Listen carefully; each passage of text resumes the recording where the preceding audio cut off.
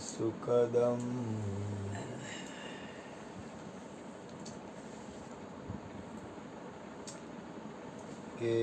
કેવલમ જ્ઞાનમૂર્તિમ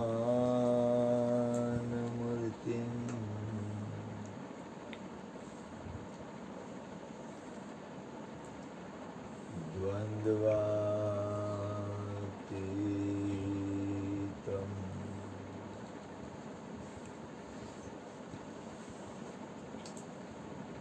ગગનસદૃશમ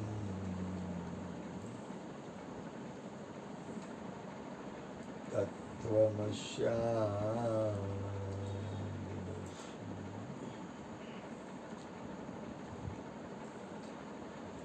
એકમ નિત્યમ વિમલમચલમ સર્વદેશાક્ષીભૂતમ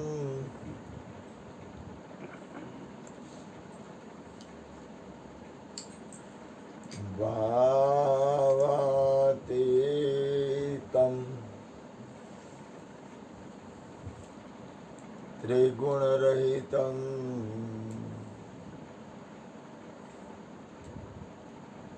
સદગુરુતમ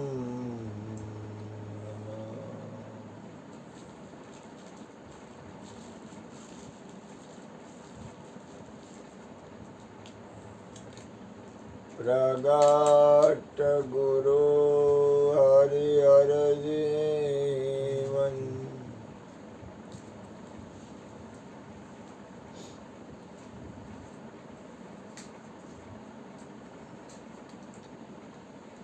ઘટો ઘટ બોલનાર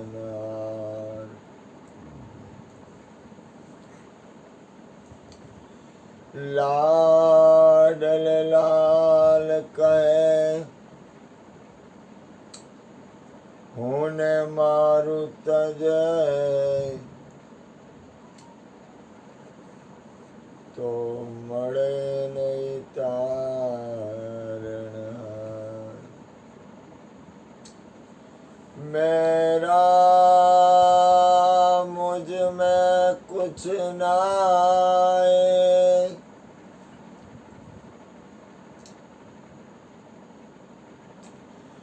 जो कछु है सो तेरा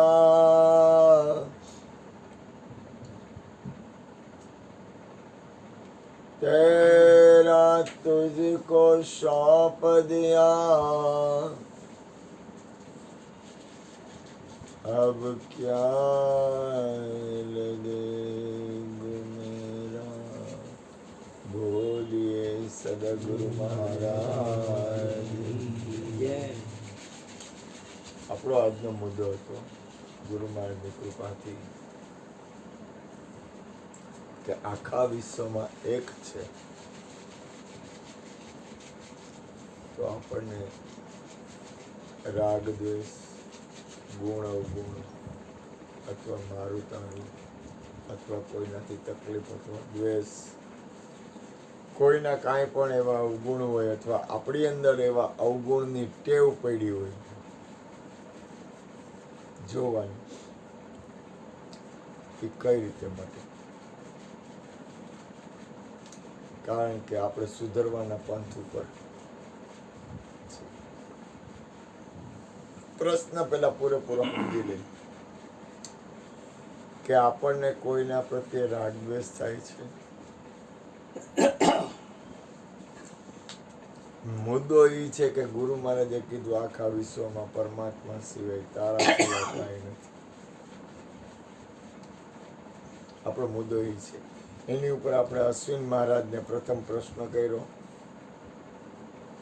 કે આખા વિશ્વમાં એક છે તો તમારે અમારે સુધરવું છે ગુરુ મહારાજે કીધું મારે સુધરવું હોય થોડું ઘણું સચિનને તો કહેવું પડે મારે કે મારે સુધરવું હોય તો મારે કેમ કરવું ગોરધનભાઈને આપણે પ્રશ્ન કર્યો કે અમારે સુધરવું હોય તો કેમ કરવું ભાઈ આ ભાઈ મુન્નાભાઈને પણ પ્રશ્ન કર્યો કે અમારે સુધરવાનું છે અમારે ક્રિષ્નાને ભૂપેનભાઈને પણ પ્રશ્ન કર્યો કે તમે કંઈક એની ઉપર પ્રકાશ પાડો કે જેથી કરીને અમારી અંદરની અજ્ઞાનતા હોય અથવા રાગદ્વેષ થઈ જતા હોય, કોઈના અવગુણ ગવા જતા હોય, કોઈને કંઈક કહેવાઈ જતું હોય, કોકવાર ગાયડું બોલાઈ જતી હોય, કોકવાર ગાયડું દેવાઈ જતી હોય,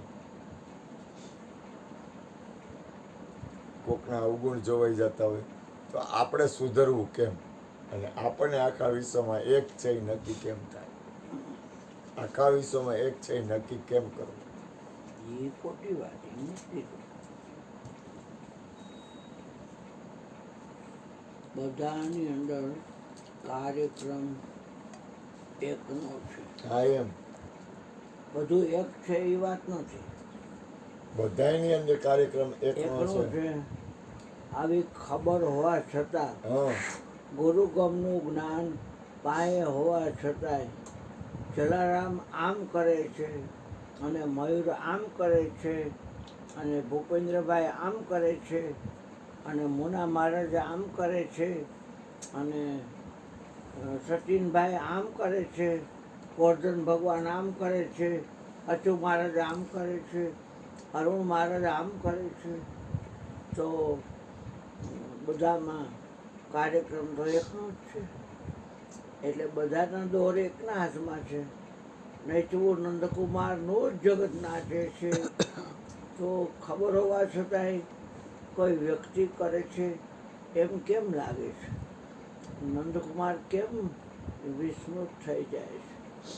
એટલે મેં કીધું, હું મારી ભૂલ સુધારવા માટે, તમે લોકો ધર્મ ધુરંધર છો, મહાત્માઓ છો, એટલે તમને બધાને મારી રિક્વેસ્ટ છે, મારે સત્વરે જલ્દીથી આ ભૂલને સુધારવી છે.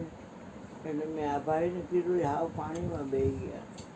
ને કહેવાય કે ભાઈ તમે ગાળાગાળી કરો છો, ક્રોધ કરો છો, આ છે આ બધું ખોટું છે તમારું. ભૂલ ન કરાય જે પાણીમાં બેસી ગયા, આપણને કંઈ ખબર નથી. ઓલા ભાઈ કે મને કંઈ ખબર ન ખબર. તો બધામાં કાર્યક્રમ એકનો. આવી ખબર હોવા છતાંય એ એક કેમ બોલાઈ જાય છે? ને જલારામ આમ કરે છે, ભૂપેન્દ્રભાઈ આમ કરે છે, એમ કેમ આવે છે? કોઈ વ્યક્તિ કાંઈ કરે છે, ઝાડનું પાંદડું હલાવે પછી હાલે છે, તો આવું કેમ થાય છે? મારી ભૂલ સુધારવા પડે. તમે બધા સિદ્ધના દીકરા છો, તમે બધા પોગેલા છો, હું પોગેલો નથી. એટલે હું તમને કહું છું, બે આ ચોરી મારી નમ્ર પ્રાર્થના છે. મારી ભૂલોને તમે ભૂલી જાજો અને મને લાઈન હરકી આપજો કે આમ કરશો ને તો તમને પછી ધ્યાન દેશે. એટલે કોઈ છાની મનીનું થઈ જાવ, બને એટલું મૌન રાખવું, જોયા કરું. સાક્ષીનું તો કોઈ સાક્ષી કાં ભાઈ કાંઈ ભૂલ થતી જ કહેજો. કેટલો ટાઈમ થયા સુધરવાની પહેરી છું અને પાછી ગોર્ધન ભગવાન હમણાં લાફાવાળી કરવાને આજે ભૂલું કરે છે કેટલી. લાફાવાળી કરું વળી પાછી મર્યાદા રાખે. મારે નહીં વિચાર, મારે તો મારે કાંઈ બોલાય નહીં કે તમે બસ જીદના દીકરા છો. આ ચોરવાળા કેવા ફાડે, એમાં એનો જ કાર્યક્રમ છે. હું પણ જોઈ લઉં તું આને તો અમારા દીકરા રાખો તું. તું શ્રી ગુરુ છો, છેલ્લો છે, બે છે, તારે એને કાંઈ ન કહેવાય. એટલે હો રટલી હશે તો હવે જાય તો આપણે ખોટો તો ચા ખોળ કરતી આવો સરસ. એ તને એવું લાગવું જોઈએ હું એક સરસ ચા કરું તો તારી નહીં કોક એમ છે જરાય તોય ફ્લોટથી ટાઈટમાં આ બધી વાત એવી છે. કા ભાઈ કા ભાઈ કા ભાઈ હા ભાઈ.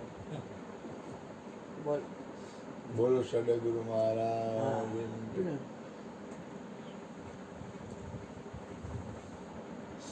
એકવાર ભગવાનજીભાઈ એવો શબ્દ બોલ્યા,